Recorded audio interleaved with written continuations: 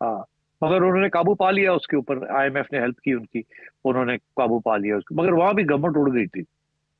अब आई बांग्लादेश। बांग्लादेश तो एक सक्सेस स्टोरी है। वो कहते हैं कि खालदा जिया की हुकूमत हो या हसीना वाजिद की हुकूमत हो, कोई फर्क नहीं पड़ता, उनकी इकोनॉमी जो है वो चलती जा रही है। 5-6%, 5-6%। उनकी रिजर्व्स बढ़ती जा रही हैं। उनकी एक्सपोर्ट्स जो हैं वो, कॉटन वो उगाते नहीं है, हमसे लेते हैं और दुनिया से लेके, और वो उसके अंदर वैल्यू ऐड करके it's become one of the biggest garment industries of the world. और वहां से वो फॉरेन एक्सचेंज कमा रहे हैं। फिर उनके भी बहुत से लोग हैं जो बाहर गए हुए हैं, वो भी रिमिटेंसेस कर रहे हैं। तो इट्स अ सक्सेस स्टोरी। और सबसे बड़ी सक्सेस उनकी क्या है?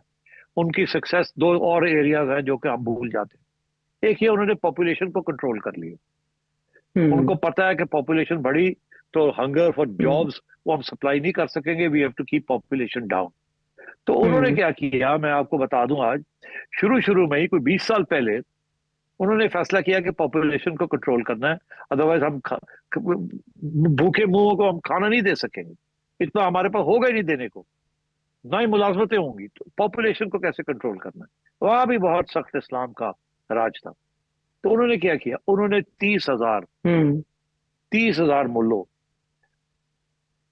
को नौकरी दी और कहा कि सुनिए, आप जाएं, पिंड टू पिंड जाओ, गली से गली जाएं और लोगों को समझाएं कि मजहब के खिलाफ नहीं है पॉपुलेशन कंट्रोल, कोई इस पे पाबंदी नहीं है मजहब की हम्म। तरफ से कि जी आप करें। तो उन्होंने रिलीजियस उलमा को इकट्ठा किया, उनसे कॉन्ट्रैक्ट किया, उनको समझाया। वो उन्होंने कहा सही कह रहे हैं आप, इसमें इस्लाम का हम्म। कोई दर्ज नहीं नहीं होना चाहिए, हम्म। हम जाके समझाते हैं लोगों को। तो they used the religious people to explain to the people of Bangladesh hmm. कि इसमें कोई इस्लाम की हम्म। तरफ से कोई रुकावट नहीं है कि आप पॉपुलेशन कंट्रोल नहीं कर सकते, कोई ऐसी बात नहीं है, आप करें। और उन्होंने हम्म। उस पैगाम को सारे बांग्लादेश में फैलाया, और that was one of the reasons. उन्होंने और भी इंसेंटिव्स दिए। तो बात यह है कि हमारे यहाँ तो ऐसे कुछ नहीं है, किसी ने आज तक सोचा ही नहीं है। हम्म। हमारे उलमा हजरात जो हैं वो अगर हमारा साथ दें तो बहुत कुछ हो सकता है, आवाम को समझाया जा सकता है कि पॉपुलेशन कंट्रोल करना जरूरी है। और यहाँ तो हालात ये हैं कि आप एक इश्तेहार नहीं दे सकते जिसमें आप कहें फैमिली प्लानिंग। आप फैमिली प्लानिंग, आप बर्थ कंट्रोल की बात नहीं करते जो कि इश्यू है, आप कहते हैं फैमिली प्लानिंग। ठीक है, वो सेंसिटिविटी है, मगर यार ये कब तक ये सेंसिटिविटी चलेगी?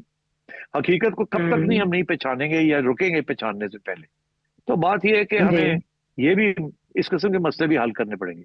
अब बांग्लादेश में क्या हुआ, इसके बावजूद कि उनकी लिटरेसी रेट भी अच्छा है, पॉपुलेशन भी कंट्रोल कर लिए, फिर भी वो जो हम्म। जॉब्स जो है ना, वो अभी भी पूरे जॉब्स नहीं मिल रहे लोगों को।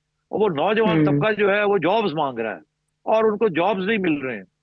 और वो जॉब्स नहीं मिलने की वजह से उन्होंने अब प्रोटेस्ट करने शुरू कर दी, यहां तक कि क्लैशेस होने शुरू हो गए हैं।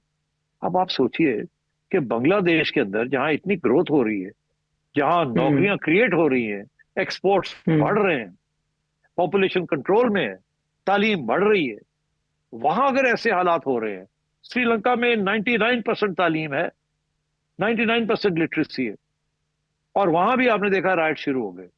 तो अब hmm. Pakistan is like a time bomb. यहाँ तो इतने छोटे छोटे बॉम्ब्स, टाइम टिक टिक टिक टिक हो रहा है पॉपुलेशन का, हम्म। एजुकेशन का। अब मुझे बताएं, जब एजुकेशन का बॉम्ब चल रहा है, हमारे यहाँ हालत यह है कि बीए की डिग्री, बंदा एक सेंटेंस नहीं लिख सकता, ना उनको उर्दू आती है ना उनको अंग्रेजी आती है। तो वो इस दुनिया में कैसे आगे बढ़ेंगे? तो वो यही होगा, टैक्सी ड्राइवर बन जाएंगे। इंडिया जो हम्म। है वो एक्सपोर्ट करता है मैन पावर, ब्रेन पावर। हम हम्म। एक्सपोर्ट कर रहे हैं टैक्सी ड्राइवर्स और लेबरर्स।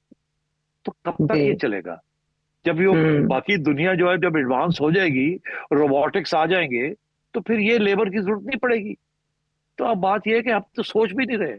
और आखिरी बात, climate change. Pakistan is one of जी। The 10 leading countries in the world जहां क्लाइमेट चेंज बहुत रैपिडली हो रहा है, और पोल्यूशन बहुत ज्यादा हमें अफेक्ट कर रही है, और हमारे ग्लेशियर्स हम्म। मेल्ट कर रहे हैं, हमारी लेक्स डिसअपेयर कर रही हैं।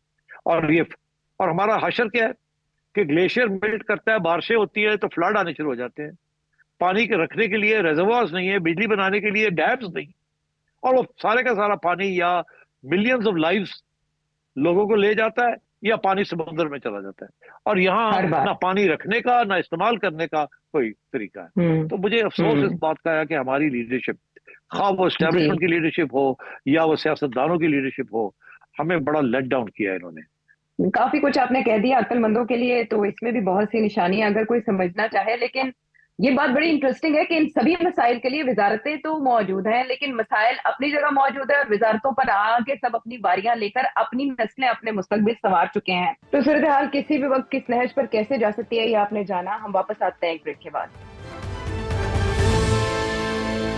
Welcome back. फिर से जरा तरक्की याफ्ता मुल्क की तरफ चलते हैं जहां सदारती रेस जारी है और जो बाइडन जो कह चुके थे कि मुझे खुदा ही नॉमिनेशन से रोक सकता है, तो शायद खुदा ने रोकने का फैसला कर लिया और वो भी नजरसानी कर रहे हैं। और डेमोक्रेटिक पार्टी के अंदर भी एक जैसे बगावत चल रही है और उनको मजबूर किया जा रहा है कि वो दस्तबरदार हो जाएं इस रेस से। डोनाल्ड ट्रंप तो नॉमिनेट हो चुके हैं कन्वेंशन में, और वो पहले से थोड़ा टोन डाउन कर रहे हैं अपने बयानात को भी। सो आपके ख्याल में अगर जो बाइडन दस्तबरदार होते हैं तो उनका मुतबादिल कौन हो सकता है और सदारती मुहिम पर इसके असरात क्या होंगे? देखिए, उनके पास कोई बंदा नहीं है। वाइस प्रेसिडेंट हारिस हैं, और मेरा ख्याल है कि वो प्रेसिडेंशियल कैंडिडेट अगर बन भी जाती हैं तो शी हैज नो चांस। अभी अमेरिका अच्छा। Is not ready for that. और हम्म। तो मेरा ख्याल है इट्स अ फॉरगॉन कंक्लूजन कि आप डोनाल्ड ट्रंप ही अगले प्रेसिडेंट बनेंगे अमेरिका के। और उन्होंने अपना एजेंडा जो है वो तो बड़ा वाज़ेह तौर पर क्लियर कर दिया है। हम्म। हाँ, हम्म। कि और उसके तीन चार मेन पॉइंट्स हैं। और जैसे ही वो आएंगे तो एक नया वर्ल्ड ऑर्डर बनेगा। वो नया अच्छा। वर्ल्ड ऑर्डर के जो पिलर्स होंगे, वो तीन चार पिलर्स होंगे उसके। और देखना यह है कि वो कौन से मुल्क उनको सपोर्ट करते हैं और कौन से मुल्क उनके उनको सपोर्ट नहीं करते। पहला पिलर तो ये होगा कि वो कहते हैं कि जो अमेरिका की मिलिट्री एस्टेब्लिशमेंट है, जो कि हम्म। सारी दुनिया में जंगें करती है और इंटेलिजेंस कम्युनिटी है, वो कहते हैं इसके ऊपर मैं लगाम डालूंगा। और उनको पता है कि वहाँ की जो मिलिट्री एस्टेब्लिशमेंट है, या जैसे मिलिट्री इंडस्ट्रियल कॉम्प्लेक्स कहते हैं वहाँ, वो उसकी तल्लुक है सरमायादारी हम्म। के साथ और कॉन्ट्रैक्टर्स के साथ। और वो it's a machine to make money and generate money and make weapons and kill people and take budgets. तो एक तो वो इसको इसके ऊपर लगाम हम्म। डालेंगे। जब वो इसके ऊपर लगाम डालेंगे तो फिर वो वापस हिट बैक करेगी। जैसे आप डीप स्टेट कहते हैं ना, वो डीप स्टेट चुप करके नहीं बैठेगी कि हम्म। डोनाल्ड ट्रंप जैसा बंदा आके उनको पाबंद करे। तो उसकी वजह से अच्छा। मसले बन सकते हैं डोनाल्ड ट्रंप के लिए, पहली बात।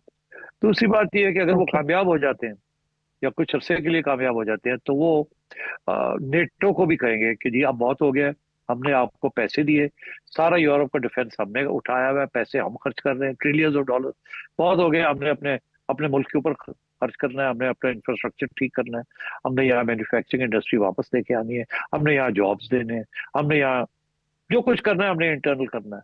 बहुत हो गया अब दुनिया के ऊपर पैसे खर्च करना, या जंगे करानी, या लोगों को डिफेंस के लिए। तो आप लोग अपने हम्म। पैसे खर्च करें अब। और अपना, जब वो अपने नेटो वाले जो अपने पैसे खर्च करने शुरू करेंगे डिफेंस के लिए, तो फिर उनके पास पैसे कम रह जाएंगे अपने मुल्कों के हम्म। सोशल वेलफेयर सिस्टम्स को चलाने के लिए। तो वहां एक हम्म। क्राइसिस आ जाएगी। तो वो बड़े परेशान है कि अब डोनाल्ड ट्रंप के साथ कैसे निपटा जाए। तीसरी बात यह है ठीक। कि डोनाल्ड ट्रंप यूक्रेन की जंग को खत्म करना चाहेंगे। वो समझते हैं कि hmm. This has the potential to escalate into a nuclear conflict, और अगर ऐसे हुआ तो America will be dragged into it. इसलिए वो ये चाहेंगे कि जितनी जल्दी हो जाए वो रूस के साथ मिलके इस मामले को खत्म करें। मगर यूरोपियन मुल्क जो है वो इस वक्त तुले हुए हैं कि जी नहीं, ऐसे नहीं होना, तो वहाँ कॉन्फ्लिक्ट फिर बनेगी। और क्योंकि NATO control, America NATO control करता है, तो ये यूरोप वालों को थोड़ी सी अब तब्दीली लानी पड़ेगी कि क्या करना है क्या नहीं करना। तो यहाँ वर्ल्ड ऑर्डर जो है वो चेंज होगा।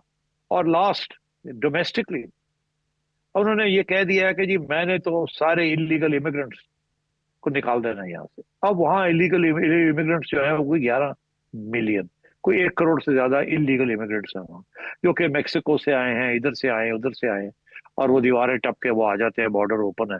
बहुत कोशिश की है उसको रोकने की। अब ये कह रहे हैं कि मैं तो डिपोर्टेशन सेंटर्स बना दूंगा, मैं तो उठा उठा के हम्म। सबको उसके अंदर। अगर अगर इतने ज्यादा इलीगल इमिग्रेंट्स हैं तो उससे बहुत से इनोसेंट लोग भी मारे जाएंगे। तो ये एक जी। बहुत बड़ा डोमेस्टिक इनकलाब इनकलाबी किस्म की सिचुएशन आ जाएगी। हाँ। और उसके अंदर उनको बहुत सपोर्ट मिलेगा from right wing hmm. Republican Christian hmm. Evangelicals. तो मैं समझता हूँ कि hmm. Donald Trump will change the landscape of America, and Donald Trump will also affect the world, the stage of the world, इस वक्त जिस तरीके से दुनिया जा रही है। और आखिर में डोनाल्ड ट्रंप का क्लैश आएगा चाइना के साथ। तो डोनाल्ड ट्रंप ने ये फैसला किया कि अब चाइना से मैन्युफैक्चर गुड्स भी कम करने हैं, हमने अपनी इंडस्ट्री लगानी है, उनको टेक्नोलॉजी ट्रांसफर भी रोकने हैं, उनको हम्म। आगे नहीं बढ़ने देना। तो मेरा ख्याल है फिर ग्लोबल स्टेज के अंदर इस किस्म की टेंशंस भी आएंगी over Taiwan and over import and export controls and so on. तो काफी टर्मोइल मुझे आगे नजर आ रहा है, domestically in America, internationally in Europe and elsewhere, and also in as far as economic development and trade barriers and transfer of technology is concerned. So the world is going to undergo a big change in the next 4-5 years. और बहुत सी इसमें destabilisation होगी और बहुत सी uncertainties होंगी। साहब, आपका नाम नजम है, शायद नजूम से भी आपका ताल्लुक इसीलिए बनता है कि आपने सारे अगले सालों की भी प्रेडिक्शन दे दी, और आज का जो शो है वो मकामी